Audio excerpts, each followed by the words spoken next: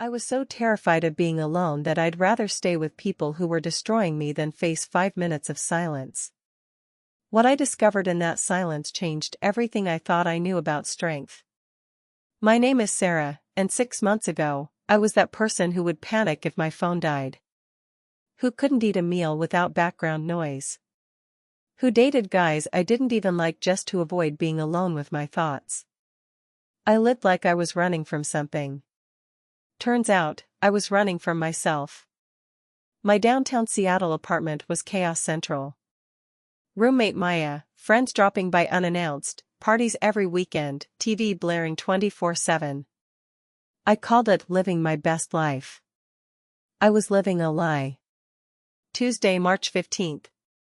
The day my perfectly crafted noise collapsed. Maya walked in looking like someone had died. "Sarah, we need to talk." 4 words. My stomach hit the floor. Dream job. New York. 2 weeks. Maya couldn't even look at me. "I know this is sudden, but what about me?" The words exploded out before I could stop them. "Here's where it gets worse. Maybe," Maya said carefully, "this is a sign you need to learn to be okay on your own." Okay on my own? I'd never lived alone. Not once. Not in 26 years.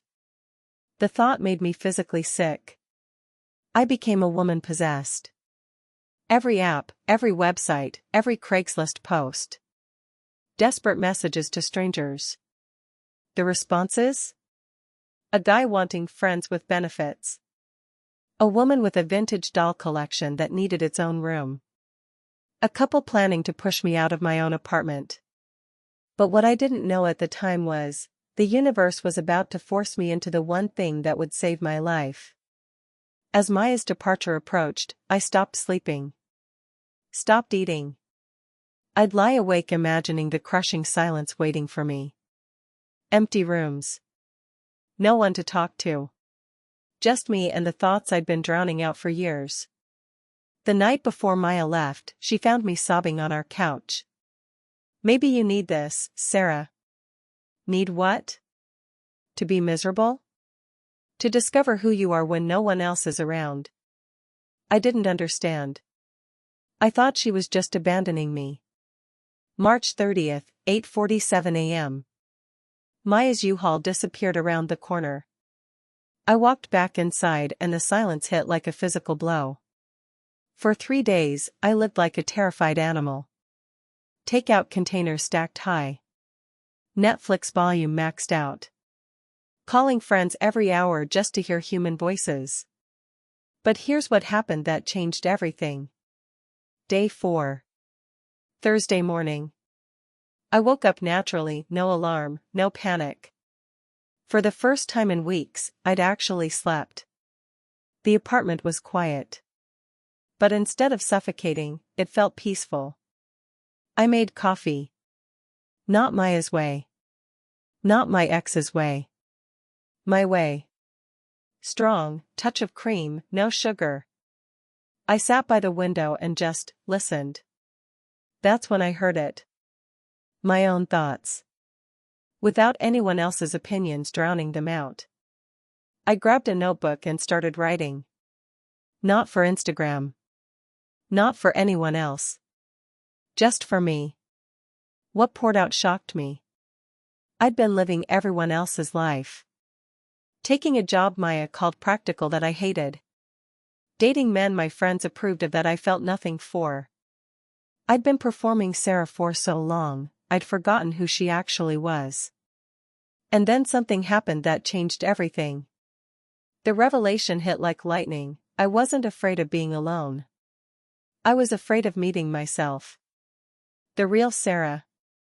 The one who maybe wanted to quit corporate life and write. Who preferred quiet evenings to loud parties.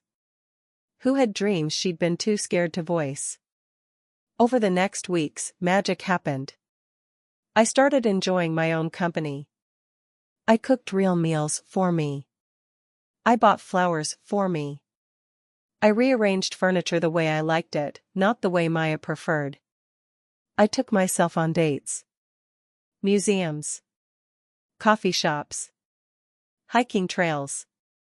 Turns out, I was fascinating company when I stopped worrying what others thought. Wait until you hear what happened next. 2 months in, a freelance writing contract landed in my inbox. The old Sarah would've said no, too risky, too uncertain. But sitting in my quiet space, with no one else's fears clouding my judgment, I knew this was exactly what I wanted. I quit my corporate job. Maya called, panicking. "Sarah, what if it doesn't work? What if you get lonely working from home?" I laughed, actually laughed. "Maya, I'm not lonely anymore.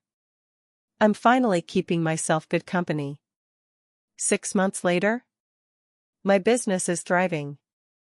I'm making more money than ever, writing for magazines I used to only dream about. But here's the real transformation. Solitude isn't punishment. It's a gift.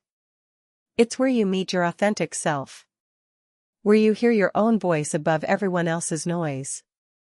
When Maya visited last month, she stared at me like I was a different person. "You seem so centered. So confident. So at peace."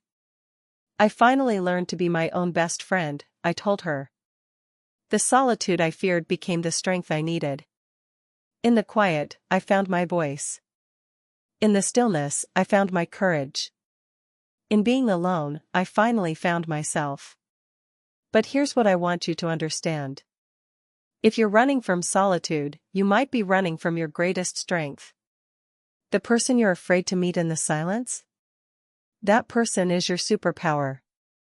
Your relationship with yourself is the foundation of every other relationship you'll ever have. So I'm asking you, what are you afraid you'll discover about yourself in the quiet? Because whatever it is, it's probably exactly what you need to find. The thing you fear most might just be the thing that saves your life.